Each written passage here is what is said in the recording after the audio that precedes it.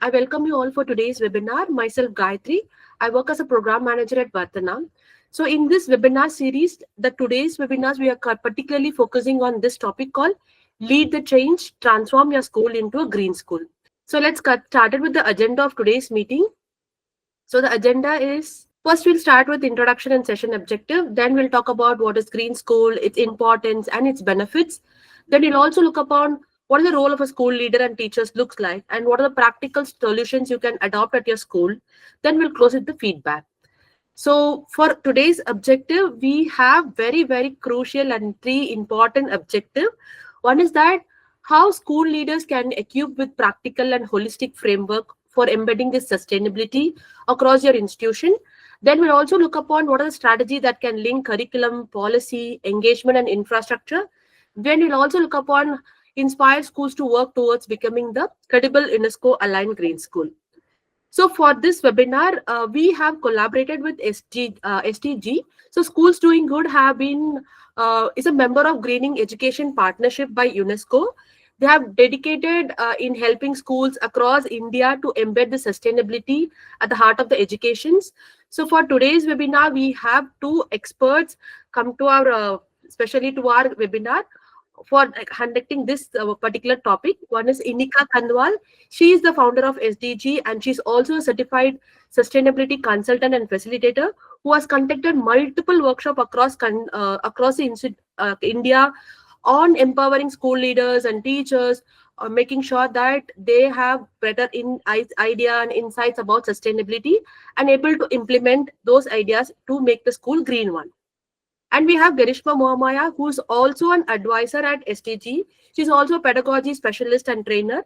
She's also founder of Eduverse. So Eduverse is a global education platform, which is also to empower school leaders to inspire to build better classrooms. So we have two experts today. So I want all of you to welcome our guest speakers for today's webinar. And I would request every participant to please engage with our expert speakers here. Ask a lot of questions, get insights, make this entire session a very fruitful one. I welcome Inika and Garishma. Thank you for collaborating with us. Please take it forward. Sure. Thank you so much for the kind introduction, Gayatri. Hi, everybody. Good afternoon, and thank you for spending your precious weekend hours here with us at this webinar. I'll just get into a quick introduction. Like Gayatri mentioned, I'm a sustainability consultant and facilitator. My experience in facilitation is actually with designing and creating workshops, especially related to climate change. I've done it across schools of all kinds, international schools to government schools as well. Greshma, do you want to add on anything about your background as well? Good afternoon, everyone. So nice to see all of you on a Saturday afternoon. My name is Greshma Mohamaya. For last 17 years, I've been in the education industry. I've trained more than 5,000 plus teachers now. I have transformed 20 plus schools, and I've set up 2 international schools in Bangalore as their founding principal, Trio World School and Prarthana.in World School. So my role basically involves a lot of teacher training, curriculum development, and basically school transformation when it comes to behaviors. So I look forward to having a wonderful, fruitful session, and we hope that we are giving a lot of valuable information to all of you. Have a wonderful time in this webinar, and please ask whatever questions you have. Over to you, Inika. Okay, thank you. Yes, so we bring 2 very different kinds of backgrounds, one clearly in education, one clearly in sustainability. And with this, we actually wanted to join forces and actually bring both value to you guys. So you guys can understand how you can actually practically engage using these perspectives of sustainability and in education in your schools. Okay, I'll dive right in. We'll go into what we're actually going to be talking about today. And before we do that, we actually want to get information from all of you. So I'm just going to be launching a few polls from my side. I hope you guys can all see and also answer these polls.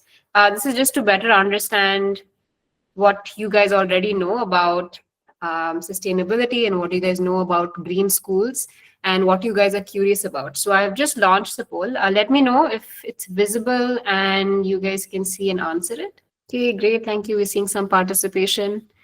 I'll also go on to maybe the next few questions in maybe 30 seconds. So if any other thoughts from anybody, please feel free to share. Okay, great. For the sake of time, I'll keep moving. I'll show you guys the next set of questions that we want to know. And this is, which area of sustainability is your school most active in today? So this is to understand how you guys are already doing some great work in sustainability. Okay, we can see people are leading student-led eco clubs or projects. Anything else? I'll quickly change to the next poll. We have two more questions. A, B, C, and D. Great. We have some people doing all work. That's awesome. Poll 3, which is, what is your biggest barrier to becoming a green school in your context? So this is a very insightful question. We hope you guys can give us your answers here, because this is for you, for us to know, and so how we can help you particularly. I think one of our questions here, we began with what is a green school, and we gave you guys options. And we can see that some of you guys have already understood that green school is actually quite a holistic concept. And at SDG, at Schools Doing Good, this is what we talk about. We talk about the 4 C's, which is curriculum, code, community, and campus. While green schools are often, when we think about a green school, sometimes people also think about ones that have a lot of trees, they're composting, they're farming, they're doing all these activities, which are great, and they definitely do contribute to a green school. However, green school needs to be a bit more than that. It needs to be holistic. It needs to actually be sustainable. By sustainable, we mean that it needs to sustain itself. Can the school not rely on as many resources, as many dependencies, and can it fuel itself based on its natural resources, based on its human resources, based on its community as well? So we begin with the first pillar, which is curriculum, which I'm sure all of you are very familiar with. And you all must be having some element of climate change or sustainability in your curriculums. And this is often in schools limited to EVS or a geography or a particular subject. We need this pillar actually questions if your school is able to teach your students sustainability through all subjects, not just EVS. The code pillar talks about your strategy, the code of conduct, the rules, the targets that you have as a school. And it questions if these targets are aligned sustainably. Do you have a sustainability plan? Do you have a certain goal with reducing your waste? Do you want to have a number of students taught climate change by a certain amount of time? What kind of learning would that be? Is there a target to that? Is there a timeline to that? So that's all encompassed under code. Then we have community. This is a pillar that talks about who is involved with the green school in your school, who's involved in sustainability. Do we have students? Do we have staff? Do we have leaders? Do we have managers? Do we have administration? And the reality of a green school is that all of these people are involved together. And we're going to be focusing on school leaders and teachers today, but a green school is obviously encompassing all of them. Lastly is the campus, the pillar of campus. So while you are teaching about sustainability, while you have goals and plans, and while of course you have a community of sustainable stakeholders, is your campus running sustainably on a daily basis, not just a one-time activity? We often see schools with just a composting project that is alive for half the year, and then next term it's not alive anymore. We see planting projects, we see waste drives, etc. But are these contributing to a daily level? Are they improving operations and sustainability at a daily level? So if your school happens to cover all of these pillars in depth, then you can consider yourself as a green school. And this is aligned with what UNESCO has come out with, which is the Green School Quality Standard. And we'd love to take some questions right after the session ends. Once we both finish our parts, we'd love to hold on. If you have any questions, do put it in the chat box and we can come back to them as well. Okay, we're going to go into why acting now is important for all kinds of schools. If your school has not already been affected by climate change today, it's very likely to be affected tomorrow. These are some snips from the news that already talk about what's happening with Indian schools and how climate change is already affecting them. Climate change in the form of polluted air. We have schools being banned on, not banned, but we have schools shut down for days because the heat is too much, or there's a lot of air pollution. Schools and buses cannot run because of all these elements. And there are lots of reports that talk about education being at risk because of climate change. So this is one of the most important reasons why we started Schools Doing Good and we started SDG, because schools are already impacted today while they don't have the tools to adapt to what's happening. And the next is obviously the policy. We have the national policy talking about green schools, and we even have CBSE coming out this year with their mandatory green school rating, so that you can see the national policy and all of these huge stakeholders actually talking about green schools. And it's already kickstarted here in India. Getting ahead, starting now, will actually help you long in the future, where you don't have to make as much effort. Starting today obviously has longer rewards and more rewards in the future. Lastly, the national education policy that came out in 2020 also emphasized the need for sustainable education alongside learning environments.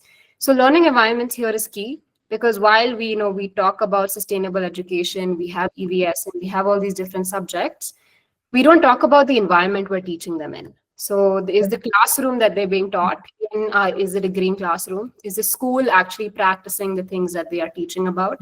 These are already important questions and helps us act now. And lastly, becoming a green school is actually very much aligned with all the boards here in India, from the state CBSE board all the way to the international boards that are taught across schools. Sustainability is integrated in these boards across different levels and also across varied subjects. And it's also very important to actually have these elements out there in practice more explicitly, so your school can also become a green school. So this will not be an effort that is not aligned with the curricula. It will actually allow you to fulfill a lot of more criteria of your existing curricula that you teach in school. And this table summarizes a few of these. So you can see your CBSE and state board is obviously determined by the NEP, and there's lots of focus on green skills and the green school rating. And then you have ICSE talking about interdisciplinary projects, encouraging community involvement.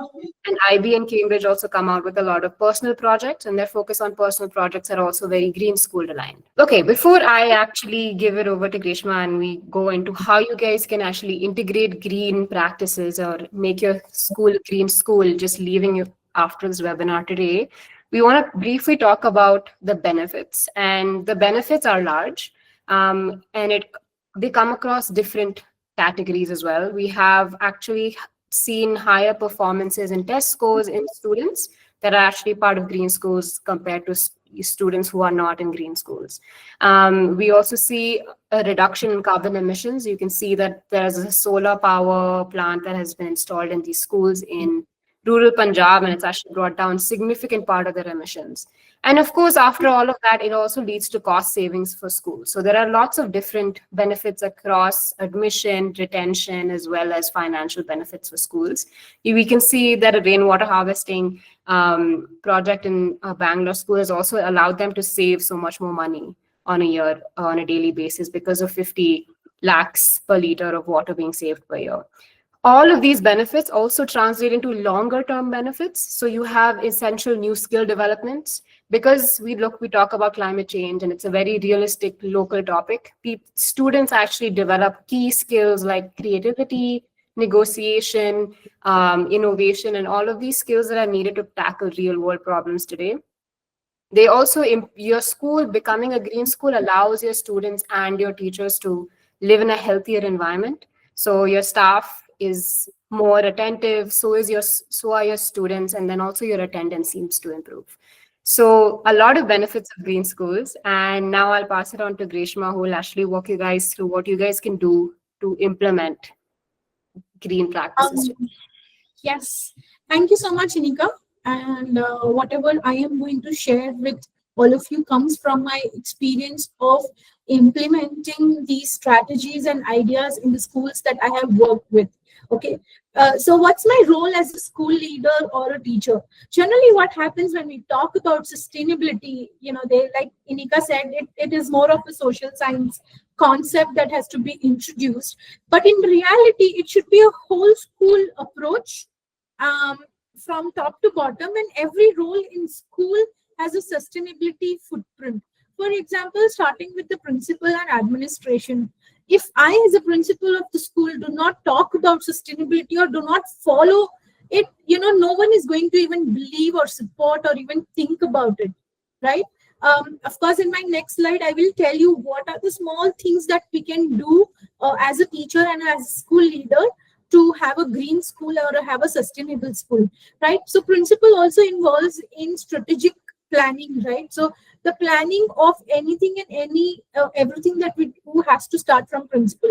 Second is your facilities manager and procurement officer. So they need to ensure that, because they are the ones who decide what comes in the school, right from your cleaning products to stationery to canteen items. So I think there we need to be a little more mindful on choosing sustainable materials that make the invisible difference. Because earlier, of course, earlier the concept was that all these sustainable products were more expensive, but I think that's not the case anymore. Even a sustainable stationery is almost the same price as a normal stationery.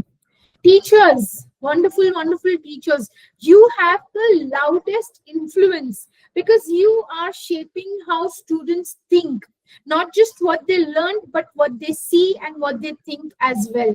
So it's not just about celebrating 5th June as an environment day where we have the maximum wastage of paper, where everyone is making charts and all of it. And then charts, what happens to those charts? For 1 month, they are put up on the pin-up board and then right straight to our bins, and it goes for a waste. Okay, so it's not about just that environment day, but it is more about daily modeling.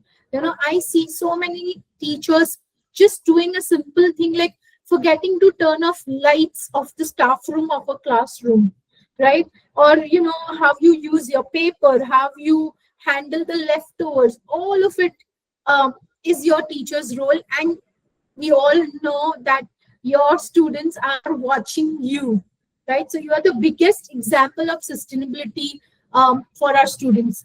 Then, of course, your cleaning, cooking, support staff, other staff, they need to keep the system alive. In the washroom, we cannot have the taps left open or water wasted for cleaning so much. So when they are trained to also segregate the waste and how we can reuse water, I think sustainability can become a living practice for every school, right? And of course, students, they are at the center, but they mirror us, right? So they will follow what we do, right? So that's why students, of course, even though they come at center, but it starts from principal and it ends with students. Let's go on to the next slide, where I'll tell you as a teacher and a school leader. Oh, this slide is about what solutions can school adopt. I think Inika already introduced you to the code, campus, and community and curriculum, but let me give you strategic and easy to implement examples for it. Because most schools, when I go as a school transformation coach, what they say is we want to do sustainability, right? We would love to do more, but we really don't have time. So the truth is that you do not need more time. You need to use your time very differently of the time that you already have.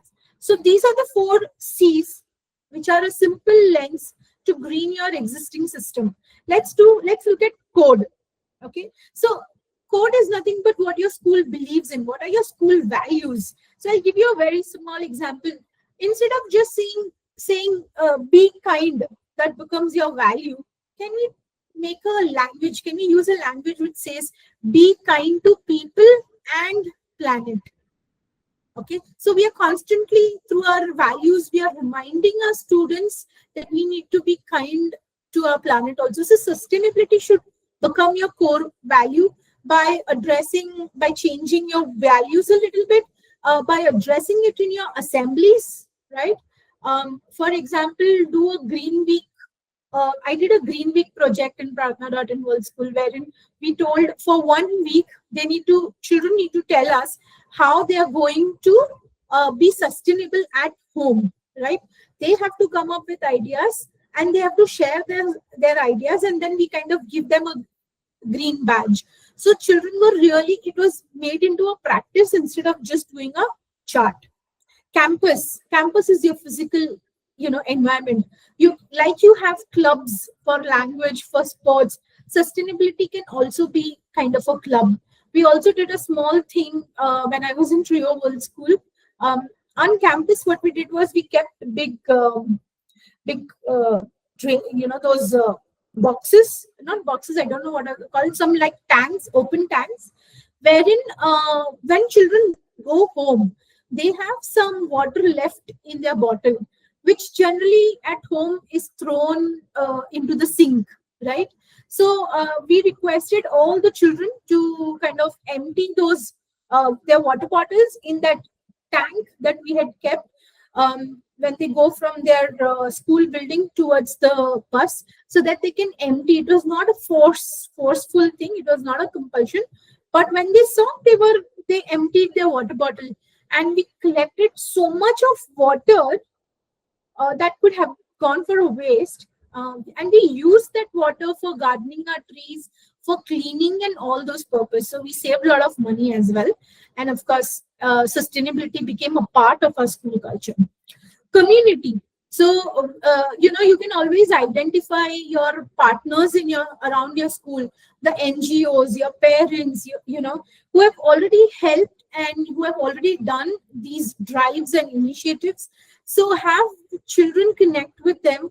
Have your children go to such drives, be a part of it, so they understand that it's a community and you have to work towards our community. And of course, fourth is your curriculum. Instead of changing the whole curriculum, can we ask teachers to just reframe one question or one topic or one project, through a sustainability lens, right? I'll give you more example of it, but let's reflect for 1 minute. Take 10 seconds and tell me which C out of this 4 you think is strongest of your school, and which C needs a little more attention. I want you to quickly reflect on it. You can type the name, the C in the chat box. One C which is strongest in your school. It could be a code, or it could be even a curriculum or a community. And one C that needs a little more attention. Come on, can you see which C? Curriculum. Prakash, do you feel curriculum is strongest in your school in terms of sustainability? That's amazing. I really appreciate it. Great. Let's move on. And now in the next slide, let's look at where the transformation begins. Because it's not by adding more work, but by just greening the work or changing the work that you already do. So let's look at the left table first. At the teacher level. So if there are teachers here in the group, what can you do at your level where you don't need different approvals? Let's avoid thermocol, balloon, single-use plastic completely from our decorations. It has to be stopped completely at once. Okay.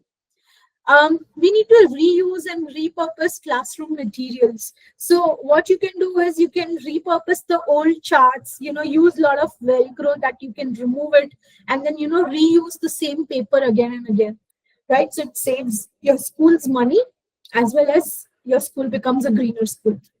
So instead of having just during the plant chapter going on, having a plant and making children, sow the seeds and, grow the plants, and then plants are just dying off, you can have one plant for your class, wherein every child is responsible of taking care of that plant. Okay.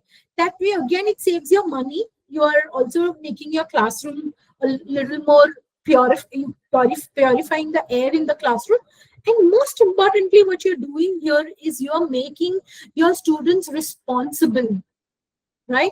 Where we generally underestimate them, here through this project, you are making them responsible, and you can have them record the growth of the plant. A lot of things you can do around when one plant becomes the responsibility of that particular class.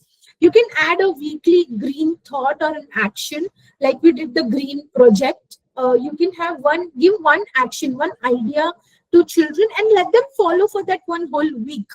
Like how you do word of the day, right? in your assemblies or in your classroom. Just do one green action. Okay, let your children do that for 1 week and then give them the next idea, right? So you're already making it a part of their lives and not adding anything. Okay, you can use a lot of waste materials like bottle caps for counting, the wrappers for sorting, your boxes for sorting, all of it. Use a lot of waste materials for your teaching aids. So these are just few ideas that we are doing in our classrooms. So I thought I would share with you, because teachers have really loved these ideas in the schools that I have worked with, and they're very happy that they are able to contribute to the planet. Next, at the school leader level, again, I think it is the school leader and the management who first needs to decide that we will go, all our events will be balloon free and flex free. We will not use balloons for decoration, right? What we did in my previous school was we kind of for all your annual day decorations and costumes and your other events, we made a bank, a reusable decor bank. So we kind of keep reusing our decoration for different events. Once it made, we at least use it for 3-4 years. Okay, so that is something that saves a lot of your time, energy, money, resources, everything. Okay, you can move, instead of printing invites always and notices for parents, I think we can go digital, which most of the schools are doing it. But if you are not doing it, I would request you to move digital, because then you save paper there. You can review canteen and waste system. In both the schools that I worked with, they were providing food to children. So what we did was, in the cafeteria itself, we had different dustbins where segregation was done there and there. Then we also showed them how you can convert it into compost. So it was also a learning and also something that was part of their everyday. Okay. And then, of course, as school leaders, I think we need to recognize our staff and children. So giving that recognition for children on to your teachers who are really making your school sustainable and green, and giving them those badges and giving them that recognition. I think that's more very, very important. Yes. Now, if your school, let's reflect on one question. If your school banned balloons tomorrow, what would you use instead to decor for an event? Can we just really have, brainstorm some ideas? What happens if your school bans the balloons tomorrow? Then what will you do? How will you decorate your school? Can I have some ideas in the chat box? Type in your ideas, or you can even unmute your mic and say, how will you decorate your school for any event or any competition or whatever it is? Let's brainstorm some ideas. What we did for our last Independence Day was, instead of having Independence Day written on paper, we painted it on a cloth and then we used it. So now it has been folded and kept, which can be reused next year. And maybe for many years it can be reused. So something like that. Set up a reusable decor. Lovely. Thank you for sharing, Mr. Prakash. I think I'll move on because we have a limitation in time. Let's move on to the next slide, where we bring in sustainability classroom. Because I feel it's not just social science that can contribute to sustainability, but every subject can contribute to the sustainability thing. And you don't need to add a new textbook, but just add a new question or a new activity. Okay. So for example, in math, in a typical activity for a math, when you're doing a bar graph, is you will make a bar graph of how many boys and girls are there in the classroom, or the student height. But instead of that, can we do a bar graph of showing daily waste generated by each class, and how can we reduce it by 30%? Right? So that gives us a little more awareness of how much waste are we generating from our classrooms. Okay. Second, science. We generally explain photosynthesis maybe through a video or a chart, right? But rather, can we also explain how trees help balance, school carbon emissions, and what will happen if every student planted one tree, right? So it's just tweak of the activity, tweak of the questions. In English, we generally ask them to write an essay or a story about how your summer vacation went. Instead of that, can we ask them to write a story imagining a city that has achieved zero waste, and what happened, how everything changed, right? So yes, again, a change of question. Extracurricular, instead of just organizing a sports day, can we plan a zero waste sports day? How will you avoid using plastic bottles, balloons, and how will you manage waste that comes out of from the materials used in sports day or annual day? Okay. In social science, you can also, social science will have lots and lots of examples, but you could map local resources and propose sustainable solutions to it. Students love solving real problems. Let's go to next slide. And that's how sustainability moves from just assembly talk to a classroom practice, when every subject owns a piece of it. So leadership sets the tone, teachers model it, staff sustain it, and the students multiply it. The 4 C's that we have shared with you and the ideas that we've shared with you, the small daily actions, that makes it visible. And the classroom and the curriculum integration makes it a permanent part of your school.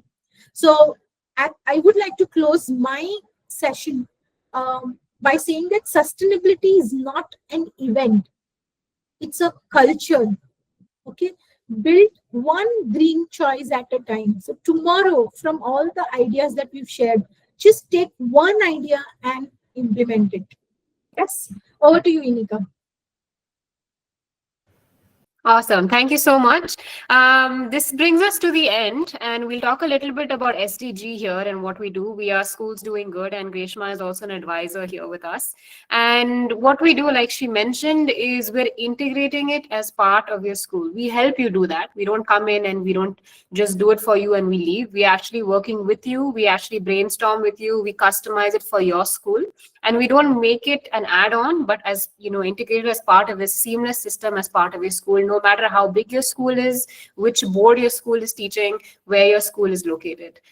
These are a few pictures of our previous work that we've done in terms of workshopping, and everything begins with learning, and that's what schools are all about. And we have a few images over here of our past work. We work with different kinds of schools, and then I'll just quickly briefly touch upon on what we do and how we can support you. So we have 3 main services as part of SDG. And the first one is cross-curricular student programs. These can be between 2 to 4 months. We like to keep it between 2 to 4 months or customized, but nothing shorter than this, because we want to actually come in and engage students for a long period of time so they can actually work on a project, implement the project in school, and actually help your school become more green. These projects are local and hands-on, which means that for each school, this can look very different. It's going to depend on where your school is located, what the problems for your unique school are, and also the kinds of how many students you have on board, who is willing to engage. And we're going to create a program customized for your school.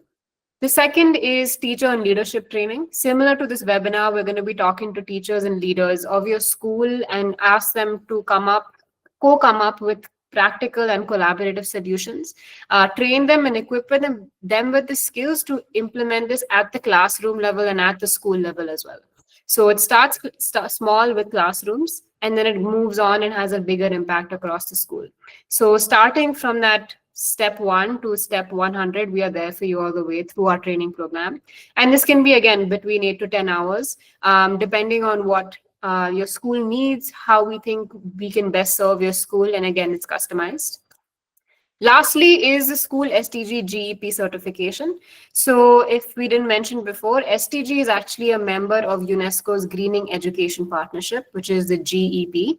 And the GEP has come out with the Green School Quality Standard. And all our 4 Cs, that you can see on the right, code, curriculum, community, and campus, are all aligned with UNESCO's GEP.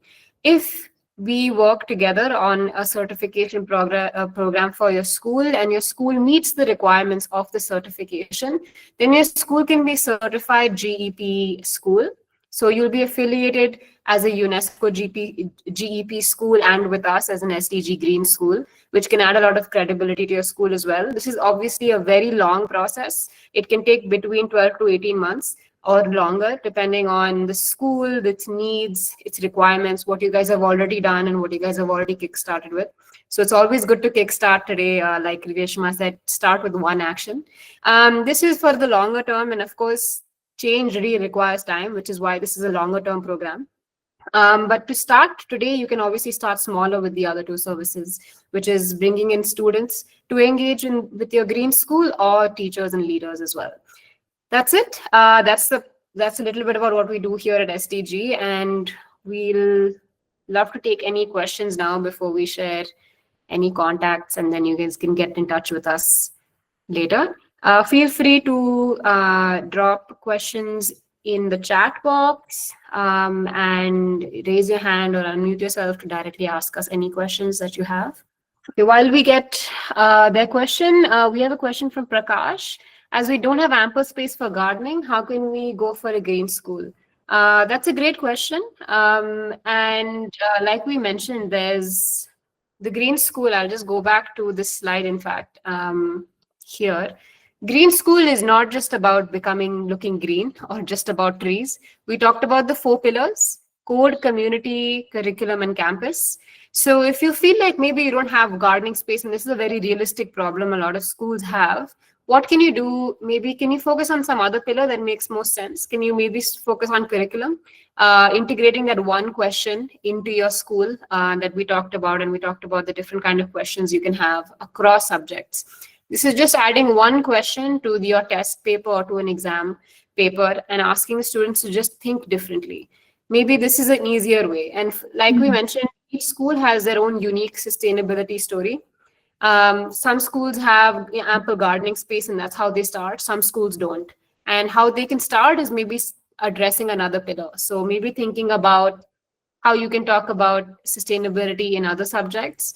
Like we mentioned, starting at the classroom level, we have all the different techniques that Greshma talked about, starting by avoiding materials. If there's something you can't do new, it's always best to start by avoiding something. So avoiding the harm, avoiding plastics, reducing the amount of waste, like food waste, getting students aware, talking about it in assembly, as simple as just holding a new assembly about green schools or green actions.